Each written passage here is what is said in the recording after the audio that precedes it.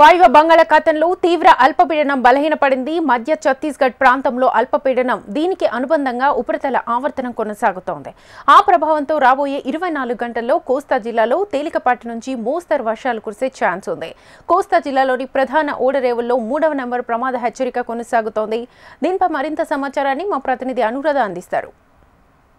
ప్రస్తుతం ఛత్తీస్గఢ్ దగ్గర అల్పపీడనం కొనసాగుతుంది. అయితే అల్పపీడనం క్రమంగా కొంత బంగాళాఖాతంలో బలహీనపడినప్పటికీ కూడా దానికి ఉపరితల ఆవర్తనం కూడా తోడై ఉన్న నేపథ్యంలో రానున్న 24 గంటల్లో ఏపీలో కొన్ని ప్రాంతాల్లో వర్షాలు కురిసే అవకాశం ఉంది. ఇప్పటికే 6 జిల్లాలకి ఎల్లో అలర్ట్ను కూడా జారీ చేయడం జరిగింది. దీనికి సంబంధించి అసలు వెదర్ రిపోర్ట్ ఎలా ఉండబోతుంది రానున్న 24 అవర్స్లో అన్నది ప్రస్తుతం నేను విశాఖ వాతావరణ కేంద్రంలో ఉన్నాను. వాతావరణ శాఖ అధికారి జగన్నాథరావు గారితో మాట్లాడదాం. సార్, ఇప్పుడు మనం ప్రజెంట్ ఉన్న వెదర్ రిపోర్ట్ చూసుకుంటే కనుక ఛత్తీస్గఢ్ దగ్గర అల్పపీడనం కేంద్రీకృతమైంది. అలాగే ఇప్పుడు దాకా ఉన్న అల్పపీడనం ప్రభావం క్రమేపీ తగ్గుతూ వస్తుంది. సో ఏంటి సార్ ఎలా ఉంది?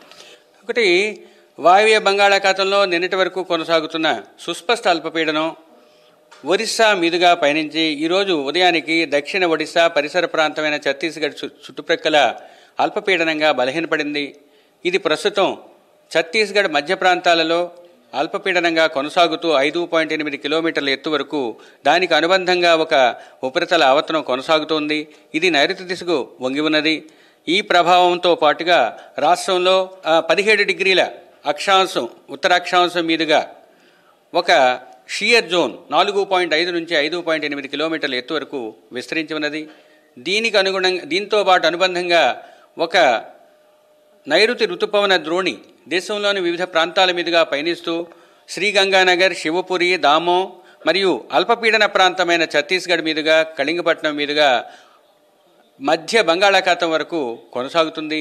ఈ కారణాల వల్ల రాష్ట్రంలో రాబోయే 24 గంటల్లో పలు ప్రాంతాల్లో తేలికపాటి నుంచి మోస్తరు వర్షపాతం నమోదయ్యే అవకాశం ఉంది. మరియు తదుపరి 6 రోజులు ముఖ్యంగా కోస్తా జిల్లాలపై కొన్ని ప్రాంతాల్లో తేలికపాటి నుంచి మోస్తరు వర్షపాతం నమోదయ్యే అవకాశం ఉంది. సార్, అంటే ఇప్పటికే ఎల్లో అలర్ట్స్ ఇవ్వడం జరిగింది. కొన్ని జిల్లాలకి అక్కడ ఎక్కువగా వర్షం కురిసే అవకాశం ఉందని అంటున్నారు. ఏ ప్రాంతాలకి ఎల్లో అలర్ట్స్? ఇప్పుడు ఇందాక చెప్పినట్టుగా అల్పపీడన ప్రాంతం ఛత్తీస్గఢ్ పరిసర ప్రాంతాల్లో ఉంది. దానికి నైరుతి దిశలో ఉన్న ప్రాంతాల్లో అత్యధిక వర్షపాతం నమోదయ్యే అవకాశం ఉంది.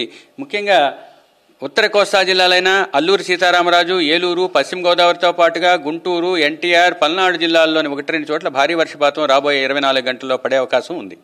సార్, అంటే పోర్టుల్లో ఇప్పటికే 3వ నెంబర్ ప్రమాద హెచ్చరికని కొనసాగిస్తూ ఉన్నారు.